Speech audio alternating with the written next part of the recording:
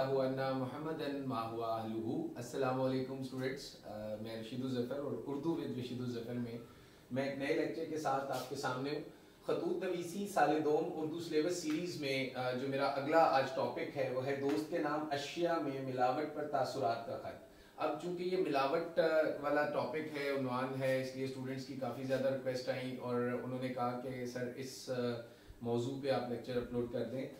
तो स्टूडेंट्स ये जो मिलावट वाला जो है वो दोस्त के नाम आपने ख़त लिखना है और इसमें आपने मिलावट पर अपने तासुरात का इजहार करना है। स्टूडेंट्स जब आप अपने तासुरात का इजहार करते हैं और स्पेशली दोस्त के साथ करते हैं तो फिर आप बिला तकल्लुफ करते हैं, आप मतलब आप उसमें कोई लगी लिपटी नहीं रखते और डायरेक्टली अपने दोस्त को या तो समझाने वाली बात कर रहे होते हैं।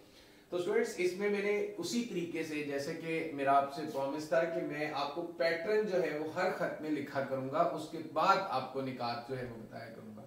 तो स्टूडेंट्स इसमें मैंने उसी तरीके से इम्तिहानी मरकज है और आगे तारीख है 2 जनवरी 2021, ठीक है। और प्यारे दोस्त हमजा, अस्सलामु अलैकुम। ये देखें यहाँ तक आपके 4 नंबर जो है वो बन गए, जो कि लास्ट में मैं इसको मेंशन भी करूंगा। तो स्टूडेंट्स खत का आगाज करते हैं कि उम्मीद है खैरियत से होंगे। आप इसमें 2 तरीकों से खत लिख सकते हैं। एक में ये कि आपको दोस्त की जो है वो तबीयत की नासाजी का हवाल जो है वो पता लगा है और डिफरेंट तख्लीकी जो है वो उसके पॉइंट ऑफ व्यू हो सकते हैं कि आप जिस अंदाज में भी लिखना चाहते हैं आप लिख सकते हैं। लेकिन मैंने जनरली खैरियत और उसके बड़े शहर में मुंतकिली और उसके बाद मिलावट की अशिया से उसे परहेज करने के हवाले से दोस्त का जो है वो पॉइंट ऑफ व्यू जो है वो बताया है। अब देखिए, सबसे पहले आप स्टार्ट करेंगे उसी तरीके से। उम्मीद है खैरियत से होगे। आपने खैरियत पूछनी है, खैरियत मतलूब, खैरियत मौजूद, ठीक है। तुम्हारा खत मिला, तुम्हें लाहौर की बड़ी यूनिवर्सिटी में दाखिले पर मुबारकबाद। आपने सबसे पहले लाहौर में दाखिले पर उसको मुबारकबाद पेश करनी है अपने दोस्त को कि उसने एक बड़ी यूनिवर्सिटी में अपने नंबर्स की बुनियाद पे, मेरिट की बुनियाद पे जो है वो एडमिशन लिया है। तुम इस कामयाबी के अहल हो, उसे बताना है कि तुम इस कामयाबी के अहल हो और तुम जो है मेहनती हो। अब आप यहाँ पे इसको एक्सपेंड करेंगे, मेहनती हो और तुम इस काबिल थे कि तुम्हें इस यूनिवर्सिटी में दाखिला मिलता। फिर आपने अपनी मुलाकात की ख्वाहिश का इजहार करना है कि जल्द मिलने आऊंगा, ठीक है। तुम्हारे वालिद भी बहुत खुश हैं। आपने बताना है कि मेरी तुम्हारे वालिद से मुलाकात हुई, उनसे तुम्हारे सिलसिले में बात हुई, उन्होंने बताया कि वो लाहौर गए हुए हैं। आपने बता देना है कि मैं मस्जिद में नमाज पढ़ने गया तो वहां पे तुम्हारे वालिद मिले, मैं तुम्हारी मोहल्ले में गया वहां पे तुम्हारे वालिद मिले। किसी तरीके से भी आपने इस चीज को बताना है। ये एक अच्छा तासुर जो है वो पड़ता है कि तुम्हारे वालिद भी बहुत ज्यादा खुश थे।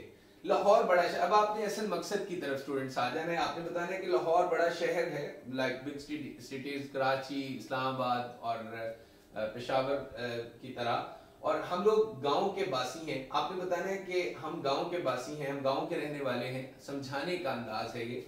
और मेरे दोस्त, एक मशवरा है, खत लिखने का मकसद ये है कि आपने अपने दोस्त को एक मशवरा देना है मिलावट, और उसमें मिलावट के हवाले से भी आपने अशिया में मिलावट के हवाले से भी अपना तासुरात, इज़हार ख्याल, अपना जो है नुक्ता नज़र पेश करना है।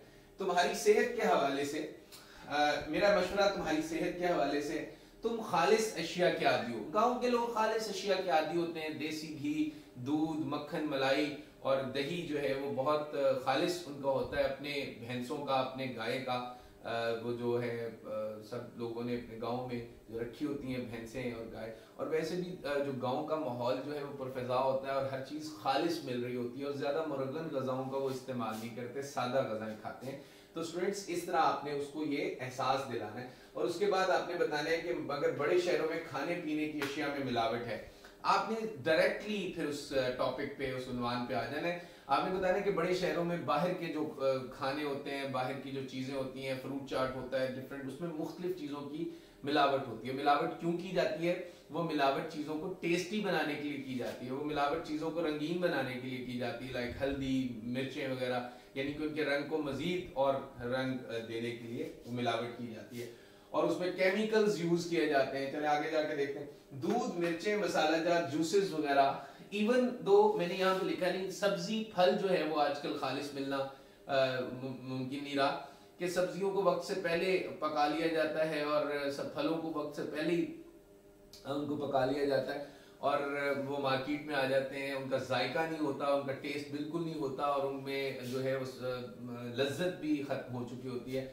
और फिर उनको जिस तरह तरबूज में टीके लगा लिए जाते हैं मिठास के, और खरबूजे में टीके लगा लिए, गर्मा सर्दा में टीके लगा लिए जाते हैं, इस तरह मुख्तलिफ और चीज़ों में भी जो है वो इंजेक्शन यूज़ किए जाते हैं केमिकल्स के, जिनसे ये भी मिलावट है।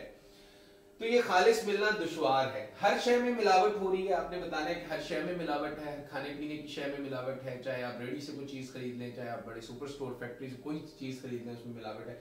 बाहर के खाने से परहेज करना।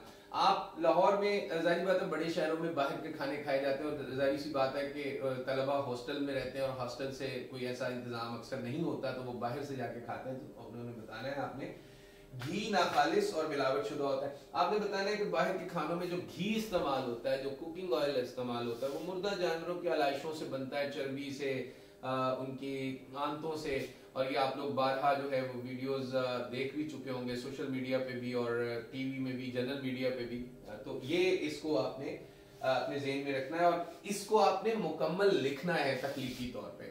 मैं चूंकि ये निकात लिखता हूँ तो मुझे पूरा इत्मीनान और सुकून होता है कि आप लोग माशाल्लाह तख्लीकी और जनरेशन है, और एक ऐसी जनरेशन है जो किसी चीज़ को भी बहुत अच्छे तरीके से समझ के खुद से लिख, और आपका माहौल पर और आपका सिचुएशन और हालात पे गहरी नज़र भी होती है। अब यहाँ पे मैंने एक हदीस लिखी है, और जिसने मिलावट की वो हम में से नहीं, अल हदीस मन गश्शा फलीसा मिन्नी। तो ये जो हदीस है इसको आपने यहाँ पे मेंशन करना है जहाँ पे आप मिलावट की बात कर रहे होंगे, ठीक है। और दवाओं में मिलावट आपने बताना है, दवाओं में मिलावट लालच और हवस है, और मतलब महंगी दवाएं हैं जो ब्रांड्स की और बाहर की मुल्कों की इंटरनेशनल दवाएं हैं, उनकी 2 नंबर 3 नंबर उनकी तैयार कर ली जाती है। और यहाँ जो है इसी मिलावट की वजह से लोग अमीर से अमीर तर हो रहे हैं। लेकिन वो जाहिर बात है कि हुजूर ने तो फिर फरमा दिया कि धोखा देने वाला भी हम में से नहीं है, मिलावट करने वाला भी हम में से नहीं है, झूठ बोलने वाला भी हम में से नहीं है। तो लालच और मिर्चों में ईंटों को पीस के मिलावट की जाती है, ईंटों का बरादा शामिल किया जाता है, मसाला जात में लकड़ी का बरादा जो है वो स्टूडेंट्स शामिल होता है। और यकीन करें कि मैं अक्ल हैरान रह जाती है कि अंडे भी नकली आए हुए हैं, अंडे भी चाइना से वो मतलब उसको बना लेते हैं, और उसी तरह वो दिखाया जा रहा था एक दफ़ा।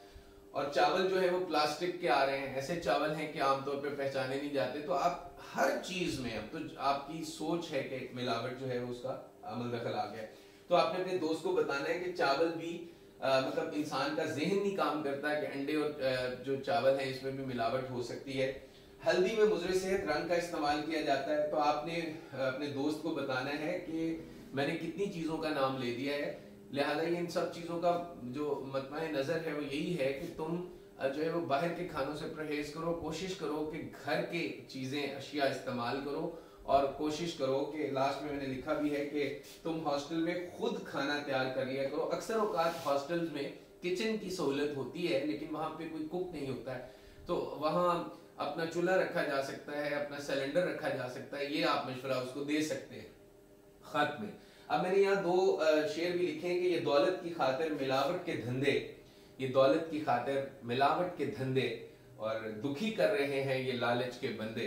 तो मतलब जाहिर बात है कि लालच और हवस ने हमें इस मुकाम तक पहुंचा दिया है कि हम मिलावट शुदा। और देखें इस टाइम पाकिस्तान की जो दूसरी से तीसरी बड़ी बीमारी वो मैदे की है, हर दूसरे से तीसरा शख्स जो है और वो मैदे के अमराज में मुब्तला है, तो ये मिलावट का ही जो है वो पेश कर है। इन फलक जा इमारतों पे ना जा, इन फलक जा इमारतों पे ना जा, इनकी बुनियाद में मिलावट है। ये सैयद ज़मीर जाफरी का शेर है, इनकी बुनियाद में मिलावट है, मिलावट के हवाले से।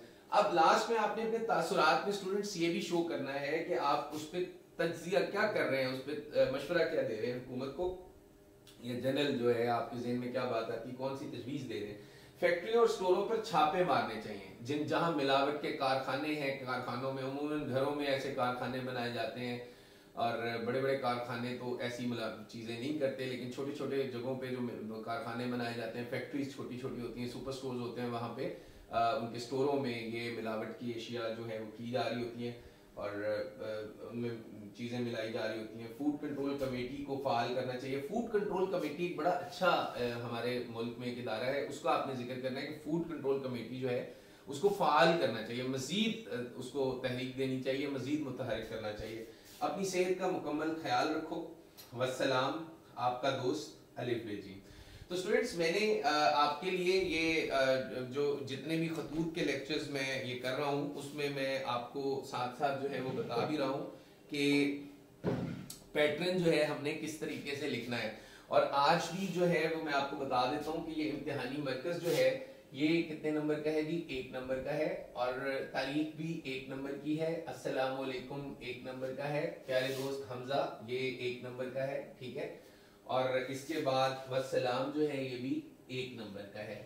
तो ये टोटल जो खत का नफ्स मजमून है ये 5 नंबर का है। इस तरह ये 10 नंबर का जो है आपका टोटल खत होता है। और अगर आप इसे बहुत अच्छी प्रेजेंटेशन से स्टूडेंट्स लिखेंगे तो कोई वईद नहीं है, कोई इसमें मैं कहता हूँ नहीं है कि आपको 9/10 नंबर मिल जाए। अल्लाह करे 10/10 नंबर भी मिल जाए, क्योंकि उर्दू में अब मार्क्स जो हैं वो आसानी से लिए जा सकते हैं अगर आप अच्छी प्रेजेंटेशन कर लें, अच्छी पेशकश कर लें। मैं इंशाल्लाह पर्चे की प्रेजेंटेशन के हवाले से भी एक लेक्चर अपलोड करूंगा। मुझे एक मैसेज आया जिसमें मुझे कहा गया कि आप जो पेपर की मैनेजमेंट है, टाइम मैनेजमेंट के हवाले से लेक्चर दें, तो इंशाल्लाह भरपूर लेक्चर मैं दूंगा उसके हवाले से।